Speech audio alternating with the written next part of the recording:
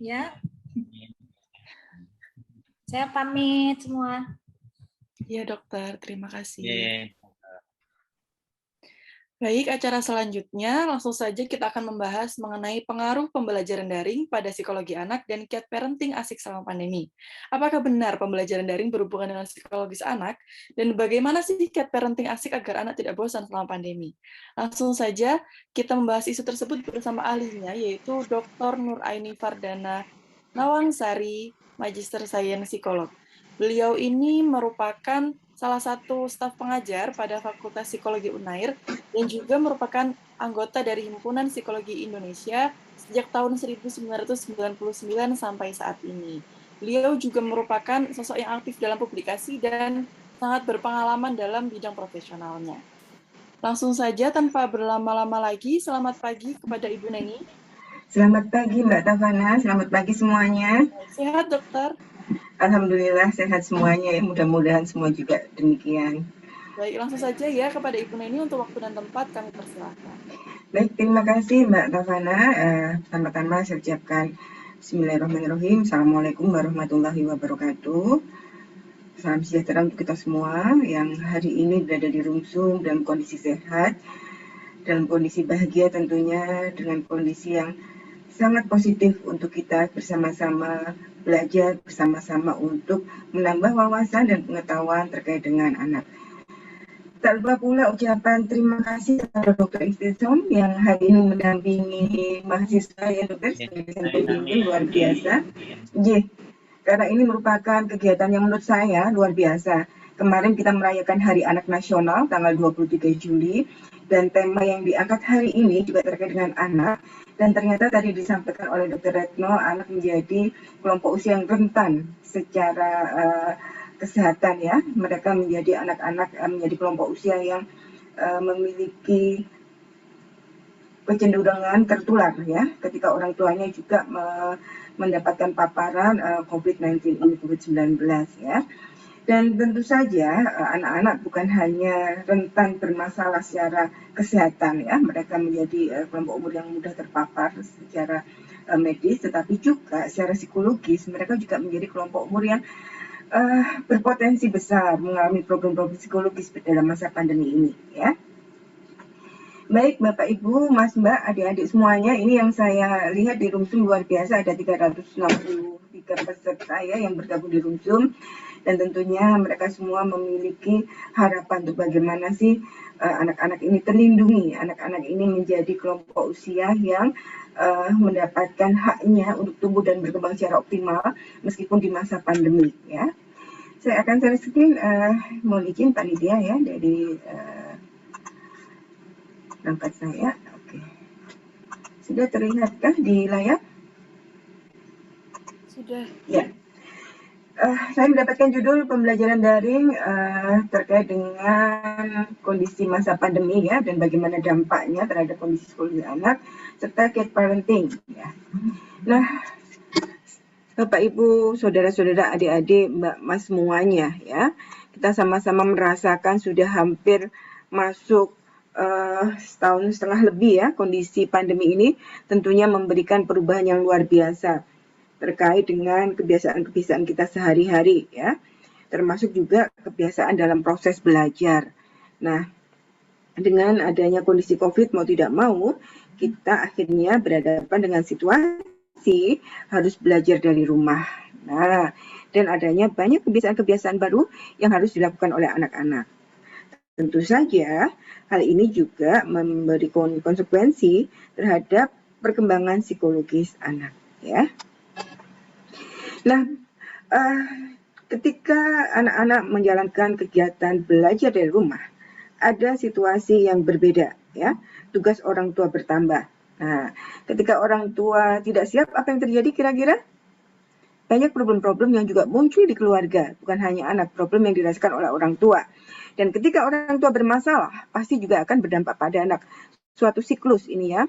Ketika masa pandemi, orang tua punya beban tambahan, ya kan? Apalagi kemudian apabila mereka mengalami kondisi tekanan-tekanan finansial, ya, tekanan sosial, pasti apa yang dirasakan oleh orang tua juga berdampak pada anak. Ya, anak menjadi sasaran kemarahan orang tua, anak menjadi sasaran kejengkelan orang tua, anak menjadi sasaran tekanan-tekanan psikologis yang dialami oleh orang tua.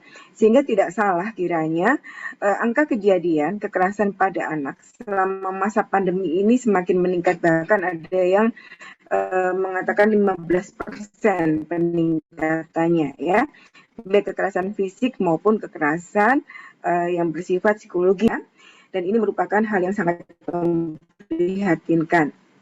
Nah, teman-teman semua, Bapak, Ibu, saudara-saudara, adik-adik ya, saat anak-anak belajar dari rumah ya, tentunya ada dampak-dampak yang muncul. Nah, jangan khawatir, selain dampak negatif juga ada dampak positif ya. Nanti kita akan bahas satu persatu. Dampak negatif yang muncul dari kondisi anak belajar ya, saat mereka harus belajar dari rumah adalah yang pertama, anak menjadi kurang nyaman, bahkan muncul rasa stres. Ya, sudah setahun setengah ya anak-anak berada di rumah. Tentu saja ini menimbulkan ketidaknyamanan bagi anak-anak. Mereka tidak bisa bermain bersama teman-teman, mereka tidak bisa mengakses semua fasilitas yang ada di sekolah. Ya, kemudian mereka mendapatkan tugas-tugas yang harus dikerjakan secara mandiri. Nyaman nggak? Pasti tidak nyaman. Ya, sehingga muncul kondisi stres pada anak.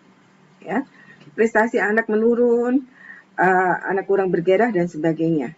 Ya, ini merupakan dampak dari kondisi anak harus belajar dari rumah, ya, dampak negatifnya. Nah, tentu saja ketika mereka berada di rumah, anak-anak juga merasa kesepian, ya. Apalagi kalau mereka tidak punya saudara, ya, mereka anak tunggal misalnya, ya. Mereka tidak leluasa bermain, nggak punya teman dan sebagainya. Harus membuka layar handphone untuk menghubungi teman, pasti juga akan bosan lama-lama, ya. Kemudian motivasi untuk beraktivitas juga menurun ya, anak-anak menjadi banyak rebahan gitu kan, anak-anak menjadi banyak menghabiskan waktu dengan gadgetnya ya, bermalas-malasan, aktivitasnya hanya seputar kasur, kemudian ada dapur mungkin ya, di ruang tamu, ruang belajar ya terbatas itu, tidak bisa leluasa untuk beraktivitas, sehingga mereka pun akhirnya menjadi bermalas-malasan, rebahan dan sebagainya ya. Ini yang muncul pada anak-anak ya. Termasuk juga anak-anak menjadi pemurung pada situasi seperti ini ya. Nah, ini juga muncul ya, kira belajar berkurang asal-asal mengerjakan tugas. Enggak sih, coba saya ingin tanya nih yang ada di room ya, apakah teman-teman ini kan banyak mahasiswa juga ya Mbak Tafana ya? Iya, Ibu Neni banyak. Gimana sekarang pola dalam mengerjakan tugas dibanding sebelum masa pandemi? Coba saya ingin tahu nih, nggak apa-apa. Coba kalian tulis ya, teman-teman mahasiswa. Bagaimana polanya dalam mengerjakan tugas, baik tugas kelompok maupun tugas individu ya. Silakan dituliskan di chatnya.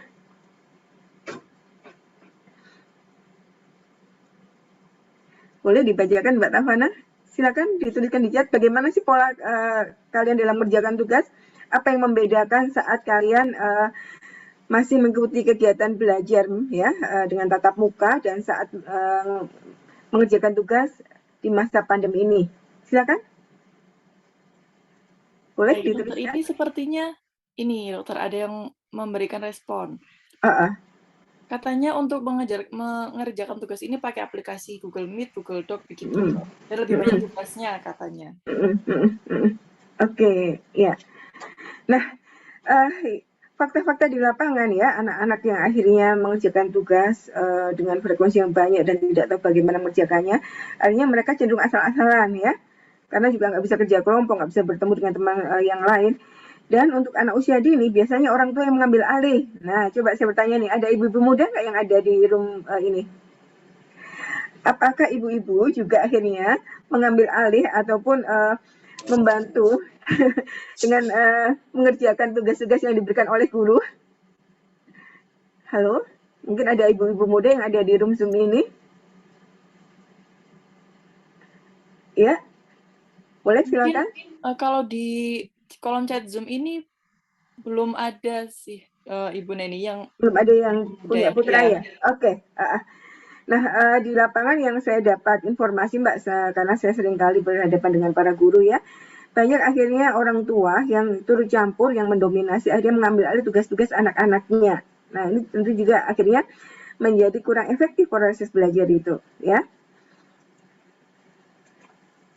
dan juga merasa sendiri, anak-anak yang tipikalnya harus bekerja dengan orang lain, kemudian diminta kerja sendiri, pasti tidak nyaman ya. Ini juga situasi yang akhirnya muncul saat belajar dari rumah. Oke. Apalagi kalau sudah sendirian, nggak punya teman diajak ngobrol gitu ya Mbak Tafana ya. Akhirnya males lah gitu kan, menunda-nunda tugas, prokrastinasi gitu kan. Karena nggak punya teman untuk diajak ngobrol, untuk diskusi gitu. Beda rasanya meskipun kalian bisa menggunakan Google Meet, Zoom, menggunakan video call, beda rasanya dengan berinteraksi secara langsung. Nah, ini yang terjadi juga ya.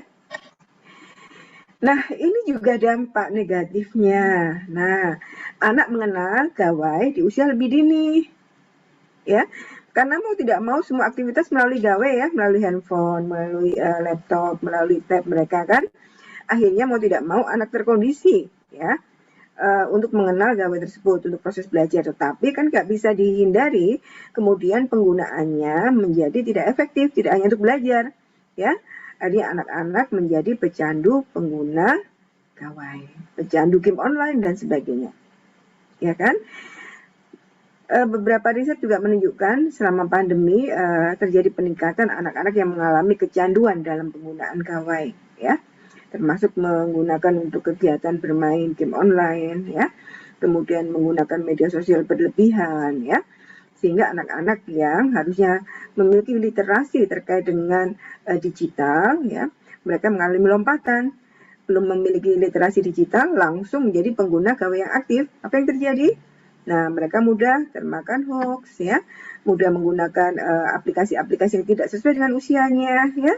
Kasus-kasus pornografi dan sebagainya pada anak-anak itu juga meningkat pada masa pandemi ya, karena begitu mudahnya anak-anak mengakses berbagai situs yang ada di internet ya melalui gawai mereka. Nah, ini merupakan kondisi yang juga sangat memprihatinkan ya, termasuk juga akhirnya anak-anak ini mengalami penurunan kondisi kesehatan pastilah ya, ketika mereka banyak menghabiskan waktu begadang hingga malam hari dengan gawainya. Tentu saja ini akan merubah pola tidur mereka ya yang normal. Nah, tetapi Mbak Tafana dan teman-teman semua ya, ternyata kondisi BDR tetap saja memiliki dampak positif ya, selalu adalah dalam kehidupan ini dampak negatif, dampak positifnya. Nah, di balik kondisi-kondisi yang memprihatinkan tadi ya, kecanduan gawai, anak menjadi kurang termotivasi ya, perasaan tidak nyaman, kesepian, tertekan, ada situasi yang ternyata bisa memberikan dampak positif pada anak ya. Misalnya nih, anak menjadi lebih leluasa menemukan ide dan lebih kreatif. Kenapa? Karena anak akhirnya terlatih untuk mengakses ya berbagai informasi yang konstruktif ya. Misalnya anak-anak bisa membuat video misalnya, itu kan konstruktif ya. Kemudian tutorial-tutorial yang bisa mereka akses, tutorial membuat semacam kegiatan-kegiatan di rumah, prakarya, handicraft, termasuk masak ya. Itu ternyata suatu dampak yang positif juga pada masa pandemi ini ya. Anak-anak menjadi lebih leluasa, menemukan ide dan lebih kreatif. Kemudian fleksibilitas mereka karena tidak ke sekolah ya, waktu di perjalanan kan akhirnya banyak digunakan di rumah. Jadi anak-anak memiliki waktu yang lebih leluasa untuk mengkreasikan ide-idenya ya. Ini merupakan dampak positif sebenarnya ya, ketika kita bisa memanfaatkan situasi pandemi ya. Kemudian juga anak lebih leluasa bereksplorasi di lingkungan rumah dan belajar hal-hal baru. Nah, dengan kondisi pandemi kan mau tidak mau 24 jam anak di rumah ya. Mau tidak mau anak-anak harus kenal betul kondisi rumahnya. Anak-anak akhirnya bereksplorasi, mungkin akhirnya kenal apa saja sih tanaman yang ada di rumahnya, binatang peliharaannya, lebih dekat dengan anak-anak dan sebagainya ya. Nah, ini adalah situasi yang positif yang muncul saat pandemi ya. Anak-anak lebih leluasa bereksplorasi di lingkungan rumah dan belajar hal-hal baru yang ada di rumah. Anak-anak yang dulu nggak suka masak nih Mbak Tafana ya, tiba-tiba masa pandemi jadi suka masak ya, bikin menu-menu kekinian ya. Kemudian bikin segala macam aktivitas yang ada di rumah ya. Nah, itu ternyata hal yang positif sebenarnya ya. Kemudian, nah ini juga dengan adanya kondisi pandemi COVID, anak-anak menjadi sadar tentang arti penting perilaku hidup bersih dan sehat ya. Kalau dulu mungkin anak-anak abai, sekarang anak-anak banyak sekali mendapatkan informasi arti penting harus melakukan protokol kesehatan ya, bagaimana melakukan pola hidup yang sehat ya, bagaimana kemudian kebiasaan-kebiasaan yang bisa menjaga kondisi kesehatan mereka. Nah, ini merupakan hal positif yang muncul selama pandemi ya, karena melimpahkan informasi-informasi terkait dengan bagaimana menjaga kesehatan ya, resiko-resiko yang dialami anak-anak ya. Nah, ini merupakan situasi positif yang dialami selama masa pandemi. Nah, tetapi sayangnya tadi kita juga tahu bahwa situasi pandemi ini dirasakan oleh orang tua juga, ya. Orang tua seringkali bingung, anak saya ini di rumah terus apa nggak terganggu ya perkembangannya ya? Anak saya ini nggak punya teman main tuh bagaimana ya nanti perkembangan sosialnya ya? Anak saya ini nggak sekolah selama setahun lebih itu terus bagaimana ya nanti apakah dia tetap pintar, tetap cerdas dan sebagainya ya? Orang tua seringkali merasakan kebingungan, ya. Nanti kalau kemudian nggak punya teman, nggak bisa mengakses informasi dengan baik, kemudian di rumah anak-anak kerjaannya itu sekolah tapi kan tidak seefektif ketika berada di situasi mereka berada di lingkungan sekolah yang sesungguhnya. Nah, seringkali orang tua bingung, cemas, kepikiran gitu kan, apa sih yang terjadi untuk anak-anak ini kemudian ya. Nah, orang tua perlu memastikan apakah mereka atau anak-anak ini berkembang secara optimal atau tidak. Ya. Nah, ini adalah situasi-situasi yang perlu dilakukan oleh orang tua. Ya. Yang pertama adalah tetap membangun komunikasi dengan guru. Ya, ini penting sekali agar orang tua mendapatkan informasi apa saja capaian pembelajaran yang harus dikuasai oleh anak. Ya.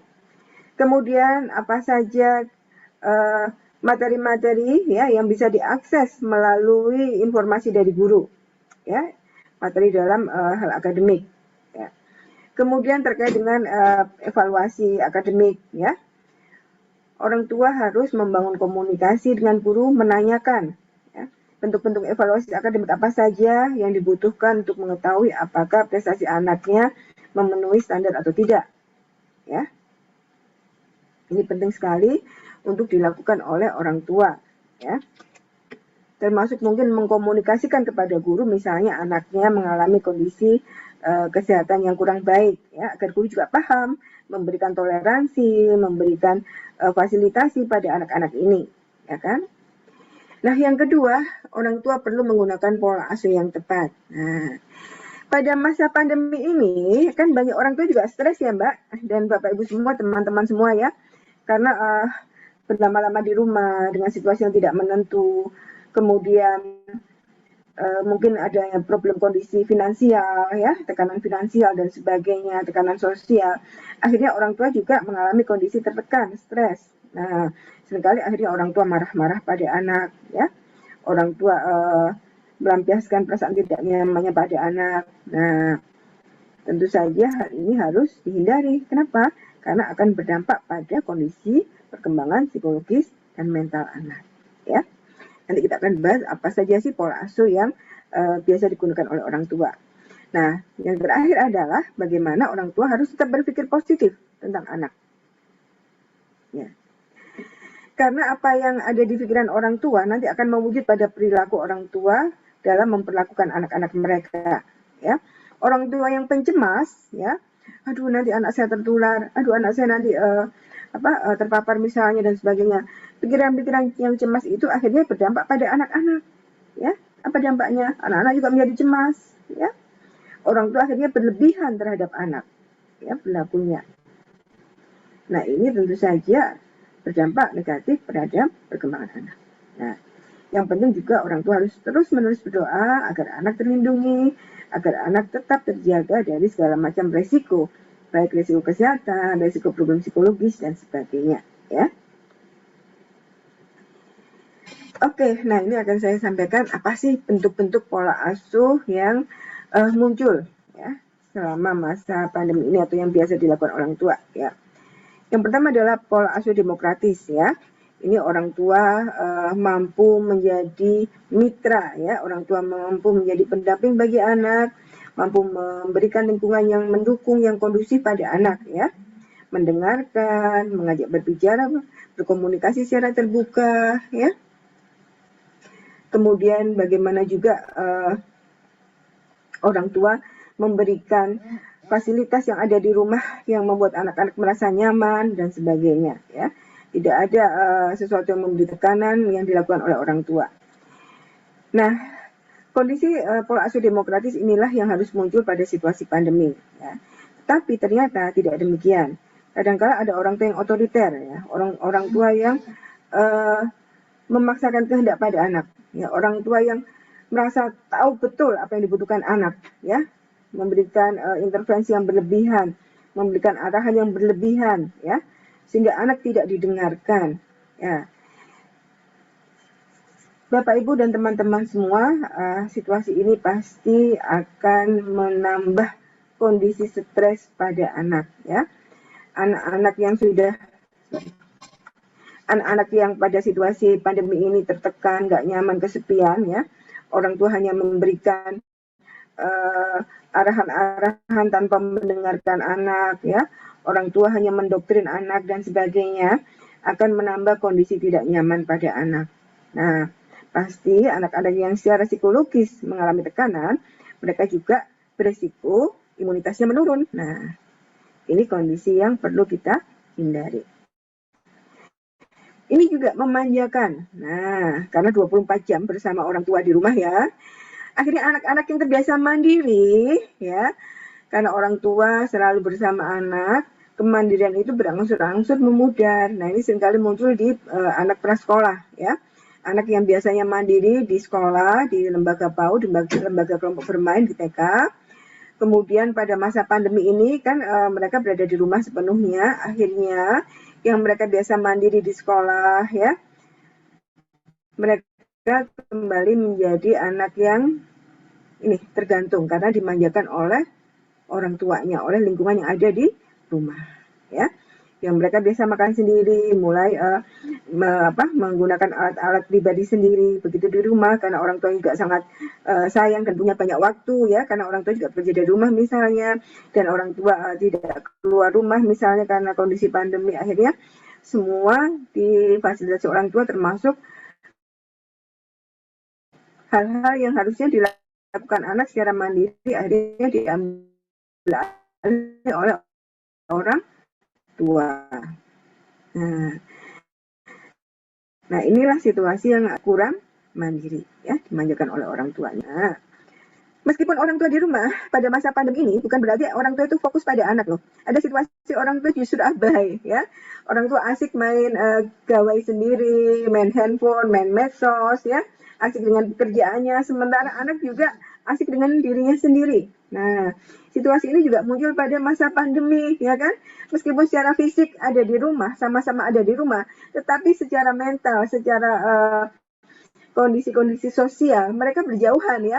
Meskipun jajaran gitu, ya, tapi masing-masing bawa gadgetnya, kedekatan fisik itu, kalau tidak ada komunikasi. Nah, ini yang terjadi, ya. Banyak orang tua yang abai akhirnya, ya. Walaupun 24 jam bersama di rumah, tetapi ternyata anak-anak juga merasakan keterasingan, kesepian, karena tidak ada komunikasi antara orang tua dan anak. Nah, situasi-situasi inilah yang muncul pada masa pandemi, ya. Nah, situasi orang tua yang otoriter membuat anak semakin tertekan, ya. Orang tua yang memanjakan membuat anak kurang mandiri. Orang tua yang abai membuat anak kesepian, tidak berharga, ya, merasa tidak mendapatkan dukungan dari orang tua dan sebagainya. Nah, padahal kan anak-anak ingin aja omong, ya, ingin didengarkan dan sebagainya, tetapi orang tua asyik dengan dunianya sendiri, ya. Nah, kondisi-kondisi ini bisa dirasakan mulai anak usia dini, anak prasekolah sampai remaja, ya kan? Orang tua tuh meskipun anak sudah gede, ya, sudah kuliah, ya, kadang-kadang masih sangat otoriter, ya. Maunya papa, kamu seperti ini. Maunya mama, kamu seperti ini, ya. Nyaman nggak buat kalian? Pasti nggak nyaman, ya kan? Harusnya kamu seperti ini, ya. Papa mau kamu seperti ini, mama mau kamu seperti ini. Kan papa sudah bilang. Nah, seringkali seperti itu, ya. Kamu harusnya nurut sama papa. Kamu harusnya, pokoknya. Itu situasi-situasi yang membuat tidak nyaman pada anak. ya. Ini juga sama, sudah papa aja yang membentukkan, sudah mama aja sini, mama aja. Diambil oleh orang tua, padahal anak bisa melakukan sendiri, ya. Anak dianggap tidak mampu, anak dianggap tidak memiliki kapasitas untuk melakukan secara mandiri. Nah, apa yang terjadi? Rasa percaya dirinya berangsur-angsur menurun. Oh iya ya, nggak bisa, yang bisa hanya orang tua. Ya, nah, ini juga abai, ya, merasa tidak perlu mendapatkan perhatian. Ya, anak menjadi kesepian, ya, kesepiannya menjadi negatif juga, ya, merasa bukan bagian dari orang tuanya, merasa bukan individu yang perlu penghargaan dari orang tuanya di sini. Ya, ini yang terjadi pada masa pandemi. Mudah-mudahan kita berada pada situasi ini, ya. Kita berada pada keluarga yang pola asuhnya demokratis, ya, mudah-mudahan. Nah, teman-teman semuanya, nah, apa kemudian yang perlu dilakukan oleh orang tua dalam masa pandemi saat ini? Ya, pertama, menciptakan lingkungan rumah yang menyenangkan dan nyaman bagi anak. Ya, kita sama-sama menghadapi situasi yang tidak tahu kapan berakhirnya, ya, kondisi pandemi ini. Ya, ketakutan keluar rumah, ketakutan bertemu orang tidak dikenal, orang baru misalnya, ya. Ada berbagai macam situasi yang menimbulkan rasa cemas, ya, termasuk berita-berita berpulangnya orang-orang yang kita kenal, ya. Setiap hari kan hampir di media sosial, ya, di grup, ya, di grup WhatsApp ataupun di Line selalu ada berita duka, ya. Ini juga memberikan tekanan mental bagi setiap orang saat ini. Nah, tentunya rumah menjadi harapan, ya, bagi siapapun saat ini untuk mendapatkan situasi yang nyaman, ya. Oleh karena itu, penting bagi orang tua untuk menciptakan lingkungan yang menyenangkan dan nyaman bagi anak, ya, rumah yang bersih, rumah yang teratur, ya. Kemudian anak-anak bisa leluasa berekspresi, bisa leluasa menghabiskan hari-harinya belajar dari rumah, ya, menghabiskan waktu di rumah dengan menyenangkan, ya. Ini merupakan hal yang penting bagi kita saat ini, ya. Tidak termakan oleh informasi-informasi yang membuat kita menjadi cemas, ya. Nah, kemudian membangun komunikasi secara terbuka, ya, mendengarkan anak, ya, memberikan empati pada anak, ya, kemudian ikut merasakan apa yang dirasakan oleh anak, ini penting sekali, ya. Meskipun orang tua sekarang pun kondisinya juga tidak nyaman, ya, tetap bangun komunikasi yang efektif dengan anak, ya. Saya rasa dengan situasi di mana kita banyak menghabiskan waktu di rumah, kita punya banyak waktu loh untuk berkomunikasi dengan anak, ya. Kecuali memang kita terlalu sering menggunakan gawai, ya, handphone, kemudian orang tua juga banyak menghabiskan waktu di handphone. Nah, pastilah akan menyita waktu bersama anak. Nah, tolong handphone itu disisihkan pada jam-jam tertentu, ya. Sehingga pada jam-jam tertentu kita full fokus pada anak, ya. Kemudian yang perlu dilakukan orang tua juga menumbuhkan rasa percaya dan timbal balik antara orang tua dan anak, ya. Bagaimana orang tua mempercayai anaknya? Kamu di kamar ngapain aja sih? Mainan internet ya, nggak belajar ya? Padahal anak-anak itu kan belajarnya full lewat laptop kan, lewat menggunakan internet, ya. Seringkali orang tua itu nggak percaya. Kamu mainan aja ya, Dek, nggak belajar ya? Nyaman nggak kalian digitukan, teman-teman mahasiswa? Pernah nggak kalian mendapat situasi seperti itu? Ada rasa tidak percaya dari orang tua terkait dengan aktivitas kalian. Pernah nggak, teman-teman mahasiswa? Halo, boleh kalian merespon? Pernah. Apa yang kalian rasakan coba?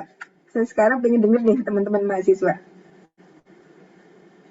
Kalian asik di kamar, ya, mengerjakan tugas. Kadang-kadang dosen itu kan tugasnya banyak banget, ya, apalagi saat ujian, ya, UTS, UAS itu kan banyak banget tugas kan.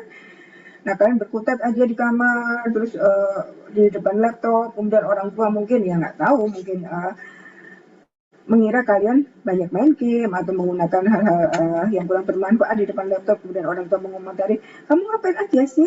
Sini lo bantu mama, dari tadi di kamar aja, misalnya. Pernah nggak kalian merasakan hal seperti itu?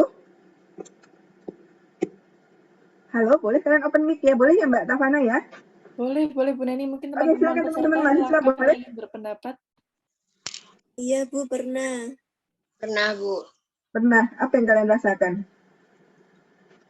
Nyaman nggak?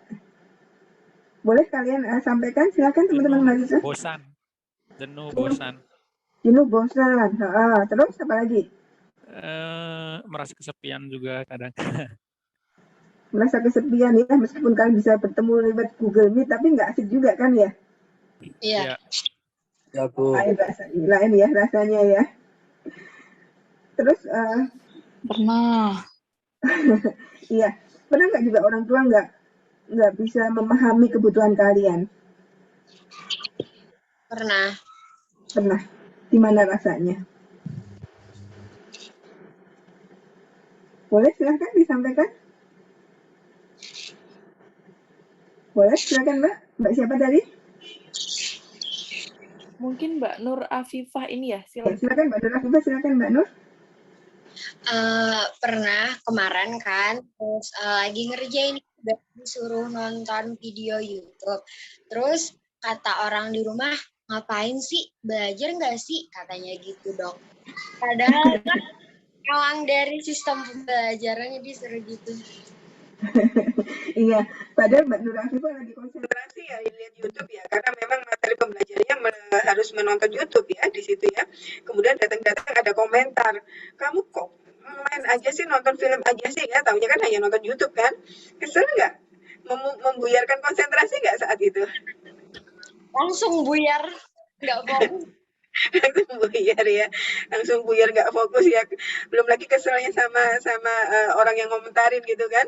Ya. Ini lagi padahal dosen udah pesen banget, perhatikan filmnya, nanti ada pertanyaan-pertanyaan mungkin ya, ada materi-materi yang harus dikuasai betul melalui tayangan film ya kan.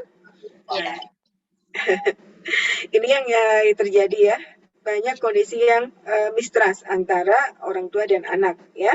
Sebaliknya anak juga, orang tua ini kenapa sih kok nggak bisa menyediakan ini itu dan sebagainya, padahal mungkin orang tua dalam kondisi yang mungkin saat ini kurang beruntung gitu ya, dengan kondisi finansial dan sebagainya mungkin ya.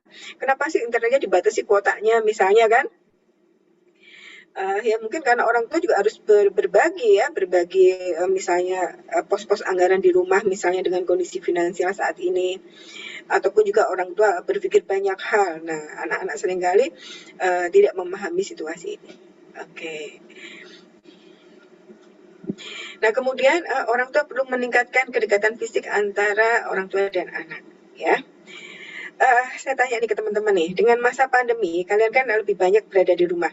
Apakah kalian lebih dekat secara fisik dengan orang tua? Lebih banyak ngobrol?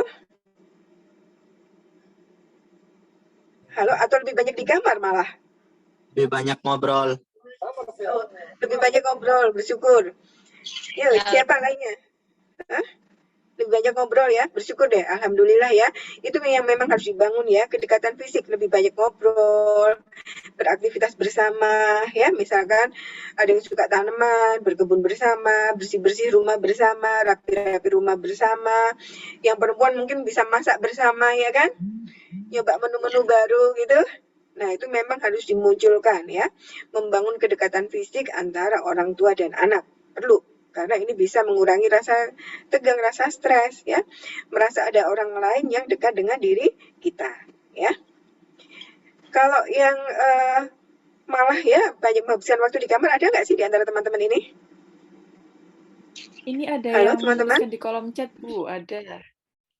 Oh boleh, boleh. Oh iya banyak banget Mbak. Monggo Mbak Ini Tafara dari dibaca. Hayatun Haira, kadang lebih baik di kamar, kadang orang tua pulang sudah pada capek, katanya begitu Bu. Kemudian ini ada juga dari Anissa Nabila, mengatakan bahwa masing-masing di kamar Bu, seperti itu. Ya, itu situasi yang memang mungkin ada ya, sangat mungkin ada. Dengan masa pandemi, akhirnya mereka asik dengan dunia sendiri, masing-masing di kamar, orang tua datang sudah capek, akhirnya ya tambah merasa kesepian kan? Ya, tambah merasa nggak punya teman akhirnya kita, jadi orang asing di rumah ya. Meskipun secara fisik kita hanya berjarak sekian meter, katakanlah ya, kamar kita dengan kamar orang tua, kamar kita dengan kamar kakak misalnya, tapi secara emosional, secara psikologis kita berjauhan ya. kita nggak memiliki kedekatan emosi dengan mereka. Nah, situasi ini justru akan ya beresiko terhadap kondisi kesehatan mental kita, ya kan? Kita sudah nggak punya teman curhat, ya, teman-teman main kan sudah nggak ketemu, nggak bisa ngobrol bareng, nggak bisa bercanda bareng. Kita nggak punya teman, ya, nggak punya teman ngobrol, nggak punya teman bercanda. Akhirnya apa? Rasa kesepian, rasa terisolasi itu semakin muncul. Nah, jangan salah kemudian banyak anak-anak yang justru mengalami kondisi gejala depresi pada masa pandemi ini, ya, tertekan, bingung, ya, nggak tahu apa yang harus dilakukan, ya, kemudian merasa sendiri. Ini juga bisa berdampak pada kondisi akademik, ya, konsentrasinya terganggu dan sebagainya. Kalau sampai ekstrim, bisa sampai kondisi ingin bunuh diri, ya, karena bingung, nggak tahu apa yang harus dikerjakan dan sebagainya. Kemudian ketakutan terpapar virus COVID-19 dan sebagainya, ya, kecemasan-kecemasan yang tidak jelas muncul dan sebagainya. Ini bisa membawa situasi yang buruk pada kondisi depresi tadi, ya. Dari biru konsultasi yang saya tahu, banyak remaja-remaja yang akhirnya melakukan proses telekonseling, ya. Mereka juga menceritakan kondisi kecemasan, tekanan-tekanan, kebingungan, kegalauan, ya. Termasuk misalnya nih ya, remaja nih yang sudah punya pacar nih ya, itu juga menimbulkan situasi yang tidak nyaman, ya. Yang biasanya dekat, ada orang yang diajak ngobrol, sekarang nggak ada, ya.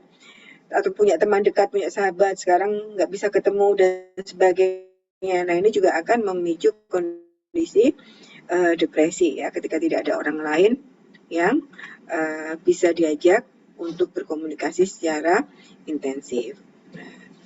Kemudian yang penting juga adalah membuat aturan yang disepakati bersama. Ini agar kita merasa menjadi bagian dari rumah. Ya, misalnya nih, oke, jam sekian semua gawe harus diletakkan, semua harus istirahat, tidur misalnya. Pagi harus semua bangun, meskipun kalian nggak berangkat ke sekolah, kalian nggak berangkat ke kampus, ya, mama papa juga ke kerja, pagi harus tetap bangun. Yang beribadah pagi harus ibadah pagi misalnya, ya. Harus ada kesepakatan bersama, ya. Tetap harus sarapan bersama misalnya, ya. Yang punya rutinitas tetap harus dilakukan bersama misalnya. Nah, itu bisa. Ataupun aturan sekarang karena masa pandemi, asisten rumah tangga harus berhenti dulu karena kita nggak ingin ada orang dari keluarga inti yang datang ke rumah misalnya. Berarti semua kegiatan atau semua aktivitas rumah tangga harus dikerjakan bareng-bareng misalnya. Nah, ini bisa dibuat kesepakatan, ya. Kayalah, Oke.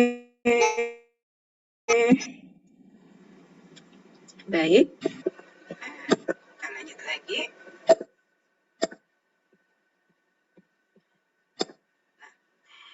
Nah, teman-teman semuanya, peserta webinar, dalam kondisi ini, orang tua juga harus bisa berperan sebagai guru, ya, menjadi teladan.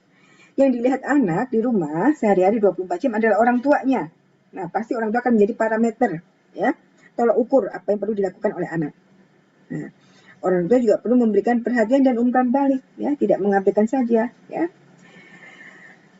Kenyataannya, yang kecanduan handphone, kecanduan media sosial itu bukan hanya anak remaja, orang tua pun ada loh yang akhirnya karena ya banyak di rumah keasikan main handphone, akhirnya mereka kurang perhatian dan memberikan umpan balik pada anak-anak mereka, ya.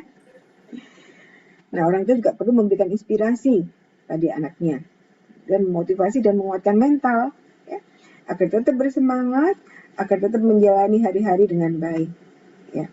Bukan kemudian menurunkan motivasi, ya, dengan memberikan informasi-informasi yang nggak jelas, ya. Kadang orang tua termakan berita-berita hoax, ya, yang ditularkan ke anak-anaknya, ya. Ini nih katanya nggak jelas, kemudian ditularkan ke anak-anaknya, akhirnya anak-anaknya juga meyakini hal yang sama, menelan mentah-mentah berita-berita hoax yang pada akhirnya justru akan membuat anak-anak cemas, ya. Nah, situasi inilah yang harus benar-benar diperhatikan oleh kita. Oke. Nah, teman-teman semua, Pada masa pandemi ini juga muncul anak-anak yang mengalami stres. Nah, kita pengen melihat nih apa saja sih ciri-ciri anak yang mengalami stres, ya. Yang pertama munculnya perilaku negatif. Nah, anak-anak yang biasanya sebelum masa pandemi ini ceria, ya, banyak beraktivitas, ya, kelihatan anak manis dan sebagainya. Nah, saat pandemi, saat sudah setahun setengah belakangan ini jadi anak yang mudah marah, ya, mudah ngamuk-ngamuk, gampang tersinggung. Hal-hal sepele membuatnya marah. Ya, hal-hal sepele membuatnya tersinggung, ya. Kemudian temper tantrum, kalau pada anak itu suka ngamuk-ngamuk, marahnya itu luar biasa, teriak-teriak, nangis, ya. Toleransi, ambang toleransinya jadi rendah, ya. Kalau sudah mau, ya harus dituruti, nggak ada toleransi untuk menunda keinginan. Nah, ini merupakan tanda-tanda stres pada anak, munculnya perilaku negatif, ya. Kemudian ada anak yang merasa takut, ya. Kecemasan, ya, takut keluar, takut dan sebagainya, ya. Menarik diri, yang biasanya banyak ngobrol, akhirnya banyak menghabiskan waktu di kamar, ya. Kemudian sakit tanpa penyebab yang jelas, mengeluh nggak enak badan tapi nggak tahu apa penyebabnya, ya. Terjadi perubahan nafsu makan. Nah, ini bisa menjadi makan berlebihan atau tidak doyan makan, ya, atau pilih-pilih makanan tertentu.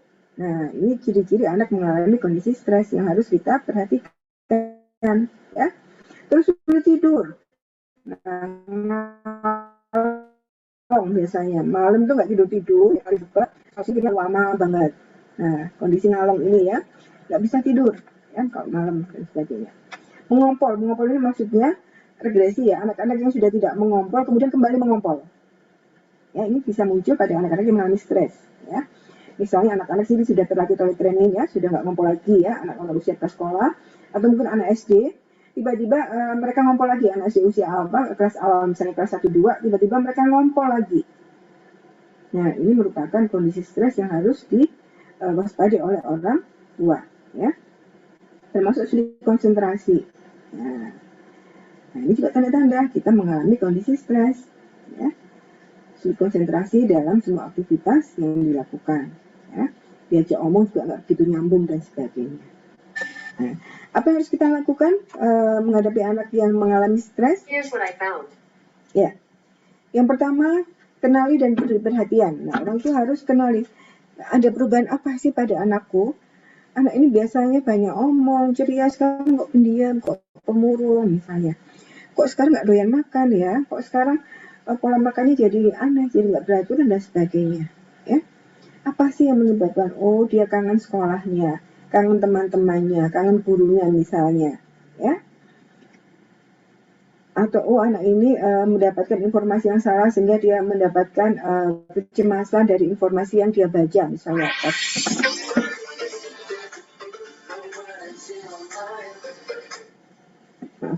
Misalnya anak-anak yang mengalami kondisi mendapatkan informasi keliru, berita-berita hoax dia baca, ya.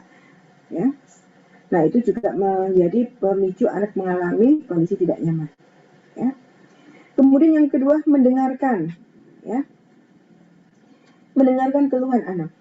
Jangan diabaikan. Kalau anak udah mulu, bunda, aku sakit bunda, dengarkan apa yang mau diraskan oleh anak, ya. Dan kemudian kita mengatakan, apaan sih ngalem kamu, manja ya. Ataupun juga, Bun, aku mau cerita. Iya, bunda cerita, tapi bundanya tetap main handphone, ya. Ini juga tidak asik bagi anak, ya. Bun, aku mau cerita, bunda. Iya, bunda dengarkan, tapi wajahnya nggak menatap ke anak, ya. Menatap ke hal yang lain, ya, sembari mengerjakan hal yang lain. Pasti buat anak ini tidak nyaman, ya.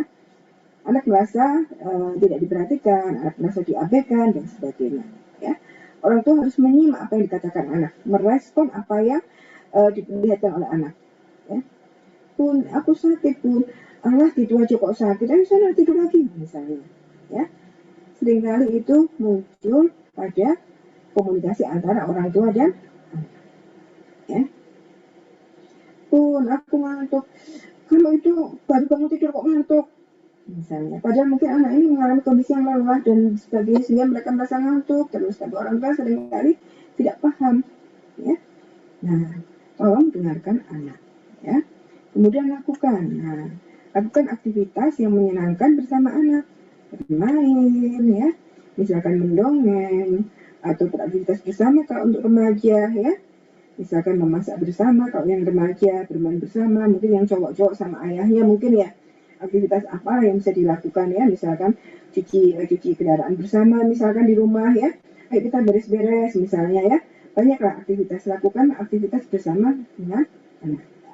Nah, yang terakhir, kalau misalnya anak ini mengalami kondisi stres yang berkepanjangan ya, depresinya sudah demikian luar biasa, tentu saja orang tua perlu membawa ke ahlinya ya, membawa ke dokter, ke psikiater atau psikolog untuk mencarikan bantuan apa sih yang terjadi pada anak ini ya, karena seringkali orang tua mungkin belum menemukan problem yang dialami anak, tapi orang tua hanya peka anak ini kayaknya bermasalah banget ya, diajak ngomong kok kelihatannya nggak respon, kemudian tatapan matanya terlihat kosong ya, kemudian kurang bergairah, pola sehari-harinya berubah, yang biasanya pagi bangun rajin sekarang bangunnya siang, aut-autan ya misalnya.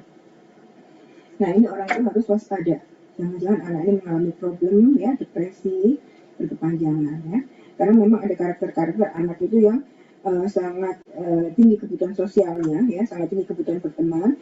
Selama masa pandemi mereka akhirnya terbatasi, nah akan mengalami kondisi stres yang luar biasa ya. Baik teman-teman semua, ini yang bisa saya sampaikan. Tampaknya kita perlu waktu untuk sesi tanya jawab ya Mbak Tafana. Mungkin di chat sudah ada yang menyampaikan pertanyaan atau boleh menyampaikan secara langsung. Open mic ya, silakan. Saya kembalikan ke Mbak Tafana, silakan. Baik, terima kasih banyak Bu Neni atas materinya. Saya pribadi jadi menambah wawasan loh Bu terkait kepedulian dan perhatian yang harus lebih difokuskan pada anak saat pandemi. Semoga teman-teman juga. Nah, di sini sebelum pertanyaan saya juga sudah menyimpulkan beberapa poin penting yang saya garis bawahi. Izinkan saya untuk memaparkannya. Yang pertama, tanpa disadari memang ada perbedaan yang sangat signifikan dalam pengasuhan anak sebelum dan ketika pandemi. Kemudian sistem daring sendiri memiliki dampak negatif dan juga positif, mulai dari timbul stres hingga menurunnya motivasi. Bisa juga menjadikan anak lebih kreatif dan eksploratif. Kemudian perlu tetap menjaga komunikasi dengan guru, menggunakan pola asuh yang tepat, dan juga tetap berpikir positif. Selanjutnya, kita sebagai masyarakat yang terkena dampak pandemi ini perlu untuk mengenali perubahan kondisi psikologis anak sedini mungkin. Mungkin itu yang bisa saya simpulkan. Selanjutnya akan dilanjutkan dengan sesi pertanyaan dan diskusi. Di sini saya sudah mengantongi beberapa pertanyaan dari peserta yang sudah dikumpulkan oleh panitia. Mungkin teman-teman bisa open mic ya untuk Yazid. Untuk Yazid bisa open mic mengatakan langsung pertanyaannya. Ada?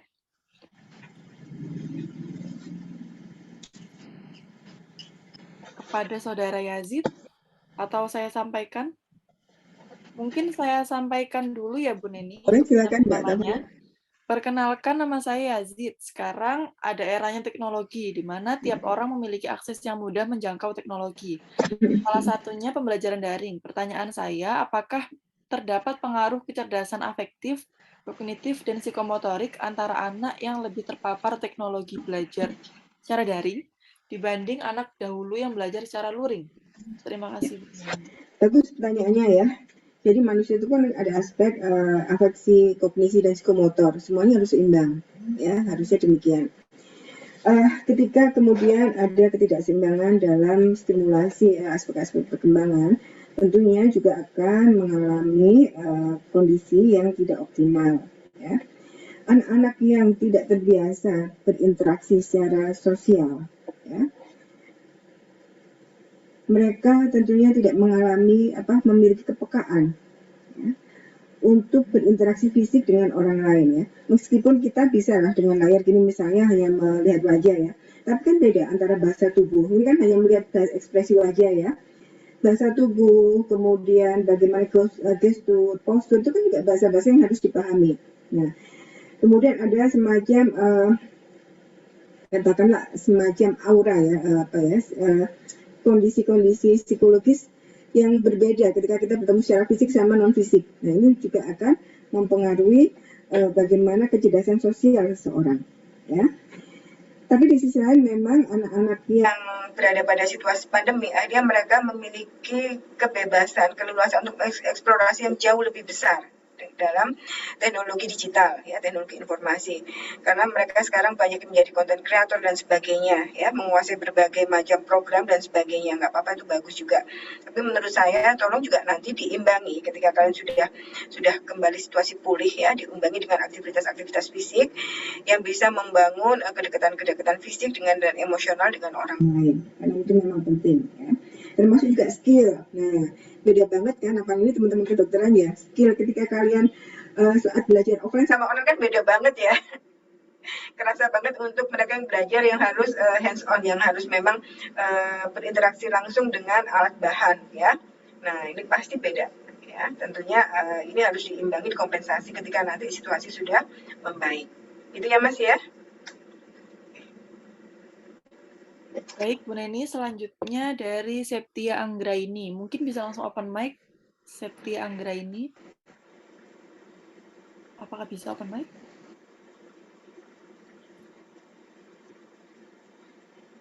Atau saya baca? Boleh dibacakan aja, Mbak. Ya, baik. Saya Septia Anggraini dari SMA Negeri 3 Banjarmasin, izin bertanya. Izinkan saya memberikan sedikit opini saya terlebih dahulu. Jadi kita tahu belajar dengan sistem daring akan lebih mudah membuat pelajar menjadi stres, karena tidak ada hiburan atau refreshing. Dan penghilang stres bisa dibantu oleh peran orang tua atau anggota keluarga lainnya.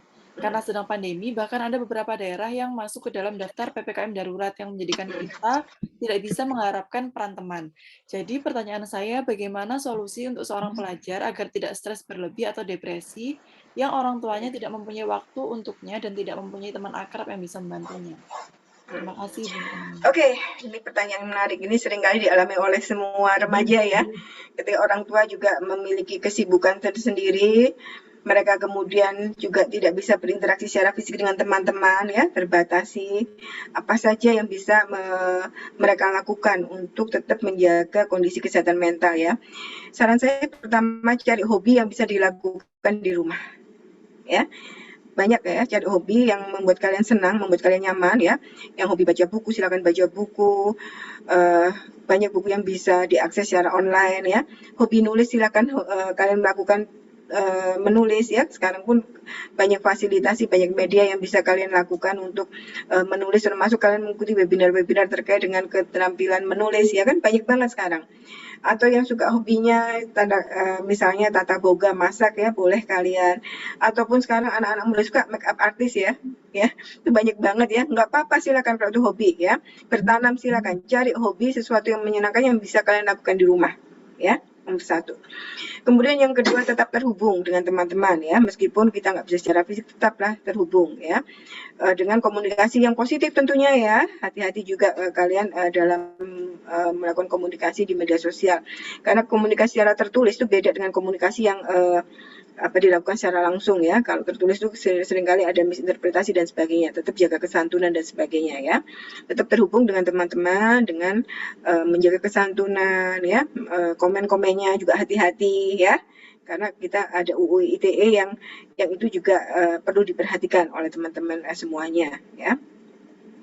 Kemudian selain memiliki hobi, tetap terhubung dengan teman-teman, yang kedua juga meningkatkan spiritualitas kita, ya, memahami bahwa segala sesuatu pasti ada hikmahnya, memahami bagaimana kita memunculkan transendental kita, ya, sisi spiritualitas, menolong orang lain, peka terhadap orang lain, membantu orang lain dan sebagainya. Sisi-sisi itu harus dijaga. Nah, agar apa ya, ada situasi yang membuat kita lebih nyaman. Gitu ya, Mbak, ya. Oke, terima kasih. Ada lagi Mbak Tafana, silakan. Ada Bu Neni, ini dari Esti Yuniar, izin bertanya Bu, usia berapa seharusnya anak boleh diperkenalkan gawai dan bagaimana solusi bagi anak yang sudah kecanduan gawai? Betul. Ini juga PR kita saat ini, ya. Anak-anak itu sebenarnya kenal gawai itu 3 tahun, Mbak. Ya, karena di bawah 3 tahun itu masih kebutuhan yang paling menonjol itu eksplorasi secara fisik motorik, ya. 0 sampai 2, kemudian 2, 3 itu sudah mulai berteman dan sebagainya. Kalaupun anak mengenal gawai harus didampingi oleh orang tua, ya. Untuk fasilitasi misalkan mengenalkan lagu, boleh ya, literasi awal ya, huruf, bermain dan sebagainya. Tetap didampingi orang tua, jangan dibiarkan anak menggunakan gawai mandiri ya, didampingi orang tua misalkan sebagai fasilitasi untuk kegiatan belajar melalui bermain ya. Dan jangan kemudian orang tua menghadiahkan gawai pada anak ketika anak masih usia dini.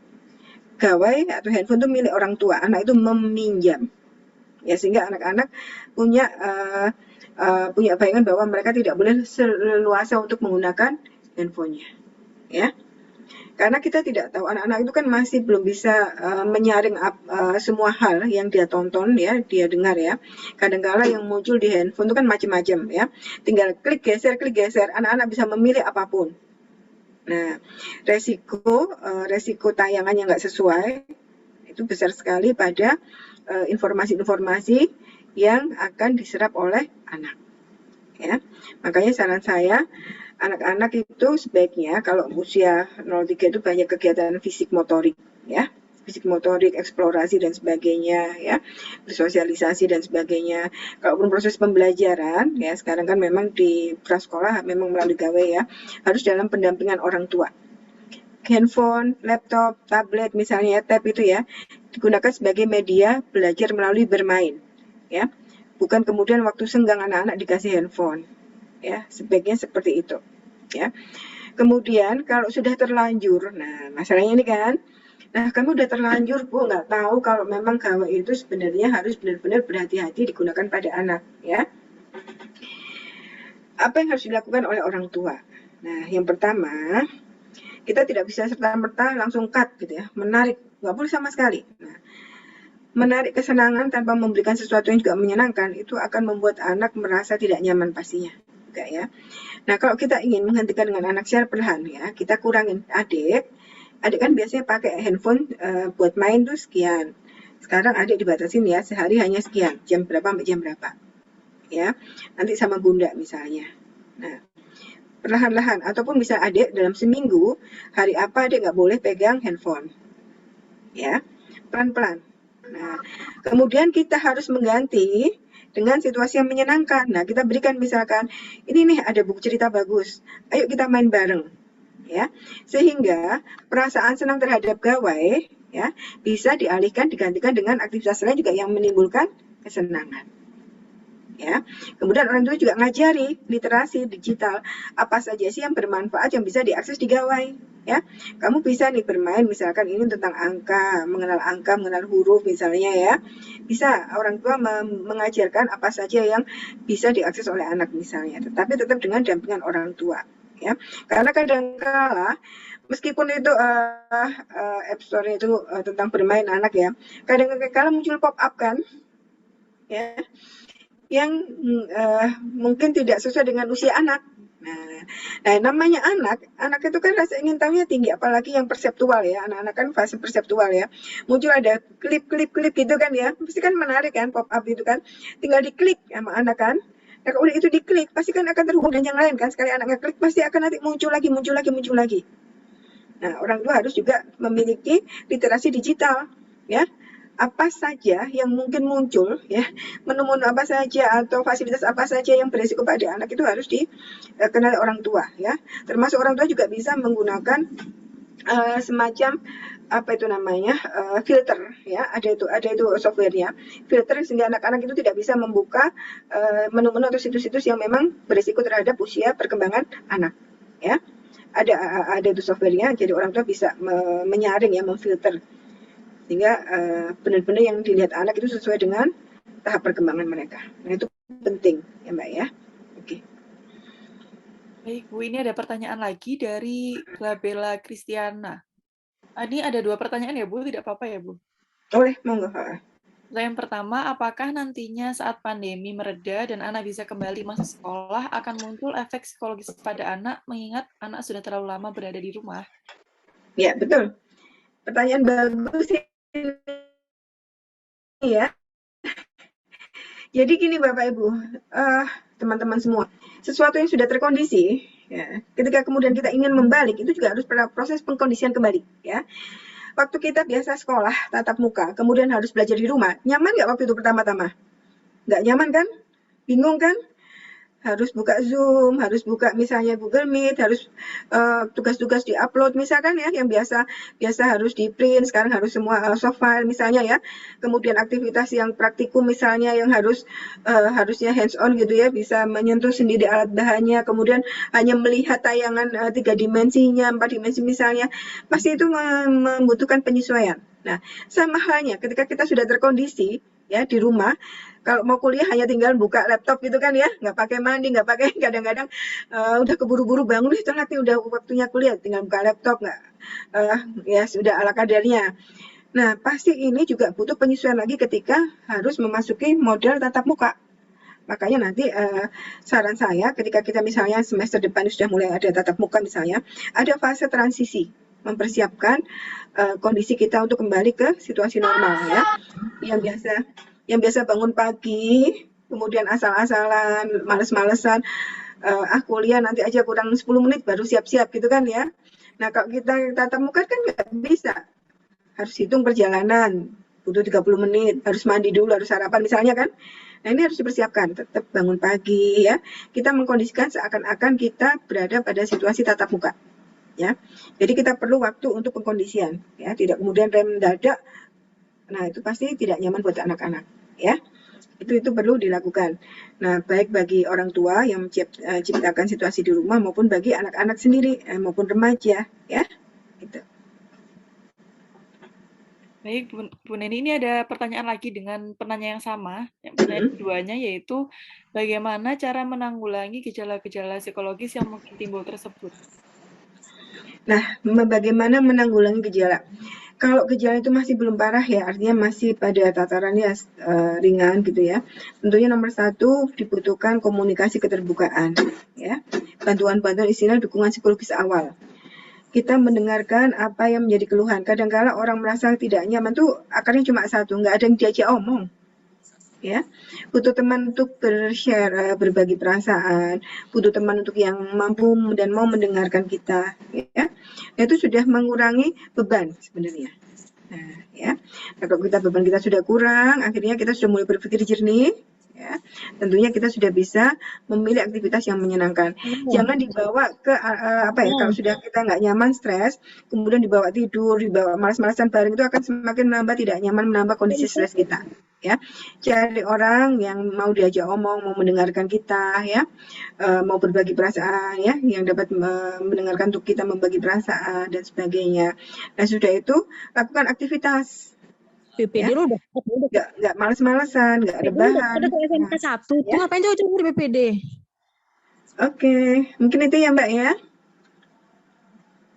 Baik, Bu, ini ada pertanyaan terakhir dikarenakan keterbatasan waktu, yaitu tidak sedikit orang tua kesulitan membantu dalam anak-anaknya belajar atau mengerjakan tugas. Akhirnya orang tua yang mengerjakan dan tidak sedikit pula orang tua yang kurang pemahaman dalam materi anak-anak tersebut, sehingga orang tua ikut merasakan beban mental. Bagaimana mengatasinya, Nggih? Betul. Orang tua sekarang itu stresnya tambah gara-gara harus ikut kerjakan PR anaknya. Kalau PR untuk anak prasekolah, SD, SMP mungkin bisa ke cover ya orang tua. Tapi kalau sudah SMA ya, yang biasanya itu dilakukan oleh guru-guru untuk menjelaskannya di sekolah, di kelas, harus diambil alih oleh orang tua, ya kan? Apa yang harus dilakukan orang tua? Nomor 1, tetap orang tua berkomunikasi ke guru. Ya, menanyakan, mengkomunikasikan tentang tugas-tugas yang diberikan pada anak atau hal yang nggak bisa ya. Kemudian yang kedua, kalau memungkinkan cari orang yang bisa ditanya, misalkan lewat bimbel yang private atau bimbel yang bisa membantu anak tapi secara online, kalau bisa seperti itu ya. Kemudian kalau orang tua suruh belajar lagi itu kan ya repot ya Mbak ya. Sudah sekian tahun nggak pernah pegang materi tentang kalkulus misalnya dan sebagainya ya pasti akan repot. Nah tentunya serahkan saja ke ahlinya, misalnya orang-orang yang bisa ditanya, orang-orang yang bisa membantu pekerjaan anak ya. Itu sih solusinya ya, memang tidak ideal dengan kondisi tatap muka, tapi setidaknya itu mengurangi situasi yang tidak nyaman. Oke, terima kasih Mbak Tafana. Baik, terima kasih banyak Bu Neni atas ketersediaannya pada siang hari ini dan penjelasannya yang sangat-sangat mendetail. Semoga membantu teman-teman sekalian yang sudah bertanya tadi. Sebelum menyudahi topik terakhir ini, kami akan menyerahkan sertifikat secara virtual kepada Ibu Neni, kemudian dilanjutkan dengan foto bersama. Silahkan panitia untuk share screen. Silakan panitia untuk menghitung fotonya. Mulai ya, 1, 2, 3. Sudah. Baik, Bu Neni, terima kasih banyak sekali lagi. Selamat siang, Bu Neni. Oke, makasih semuanya teman-teman, sehat selalu. Izin live ya Mbak? Iya, Bu Neni, Izin live, silakan. Dr. Irisong, bareng dulu, matur nuwun. Matur nuwun, Dr. Neni. Matur nuwun, sehat selalu. Izin live ya. Baik, demikian sesi pertanyaan dan foto bersama. Apabila ada pertanyaan dari teman-teman yang belum terjawab, saya mohon maaf sebesar-besarnya karena keterbatasan waktu. Saya mewakili panitia memohon maaf apabila ada kekurangan dalam acara ini. Saya Tafana Fadila selaku moderator pamit undur diri. Baik, terima kasih kepada Kak Tafana selaku moderator kita pada pagi hari ini. Terima kasih pula saya ucapkan kembali kepada Dr. Retno Setioningrum, dokter spesialis anak konsultan, dan juga Dr. Nur Aini Fardana, Magister Sains, atas pemaparan materinya. Wah, informatif sekali ya pemaparan materi yang telah dilakukan tadi. Tentunya kita semua sekarang sudah bisa mendapatkan dan tentunya belajar banyak hal mengenai bagaimana pentingnya mengenal bahaya COVID-19 pada anak yang rupanya cukup berbeda dengan pada dewasa. Juga kiat-kiat parenting terutama untuk anak-anak dikarenakan pandemi ini juga cukup berdampak pada tumbuh kembang anak.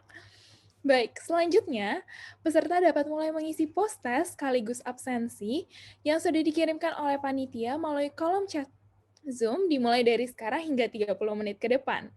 Dan jangan lupa juga untuk men-screen capture sudah menghadiri webinar ini, serta screen capture sudah menonton video edukasi pada link YouTube yang sudah tertera di kolom chat Zoom.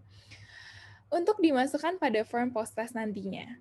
Diingatkan kembali pengisian post-test bersifat wajib sebagai syarat untuk mendapatkan e-sertifikat.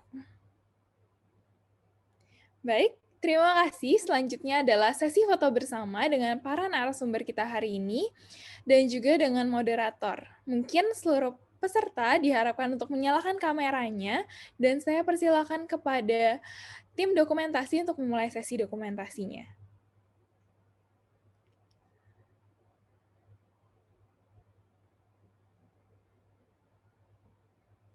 Kepada panitia dipersilakan untuk memulai sesi dokumentasinya.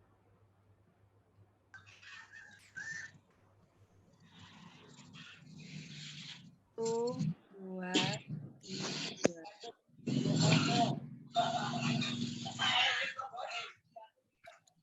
Satu, dua, tiga.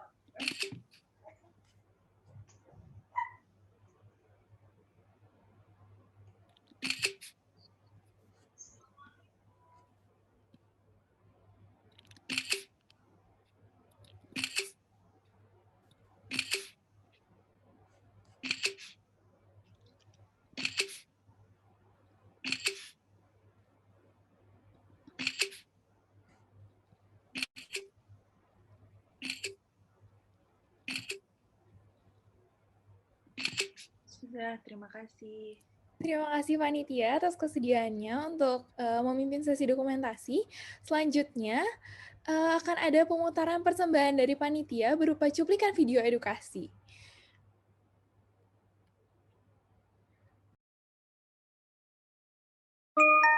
Brother, Apa? ada info nih. Apaan? Ini NCT bikin video edukasi. NCT boy band. Bukan. Lah, terus aha? Itu loh, yang grup KKN UNER. Nih, lihat deh, buruan, biar lu tambah pinter.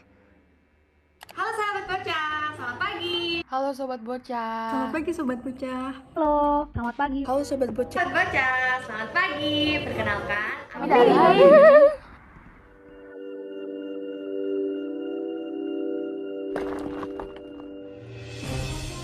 sebelumnya kalian tahu nggak? Penyebaran virus yang sangat cepat, pemerintah melakukan berbagai upaya seperti PSBB dan PPKM. Di saat pandemi, Virus tersebut pertama kali ditemukan di Wuhan, China. Cara yang paling mudah dan paling ampuh untuk mencegah virus corona. Apa ya kira-kira? Ternyata bisa diatasi dengan 6M loh. Dan 6M ini bisa kita lakukan mulai dari diri kita sendiri. When the nights get colder and the rhythm starts to falling behind, just dream about that moment when you look yourself right in the eye, then you say, I wanna dance. The music's got me going, and nothing that can stop how we move.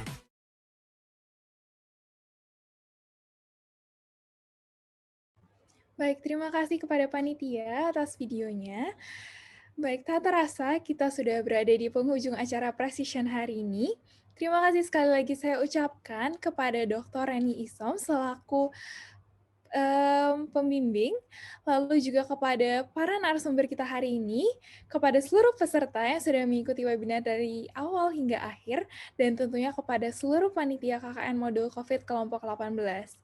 Mungkin diingatkan kembali untuk para peserta, karena akan diumumkan 3 pemenang untuk peraih post-test dan juga pretest terbaik melalui Instagram @precision_id, maka jangan lupa untuk follow dan juga dipantengin terus ya teman-teman. Baik, karena kita sudah mulai acara webinar hari ini dengan berdoa, maka ada baiknya kita tutup dengan doa juga. Berdoa menurut agama dan kepercayaan masing-masing.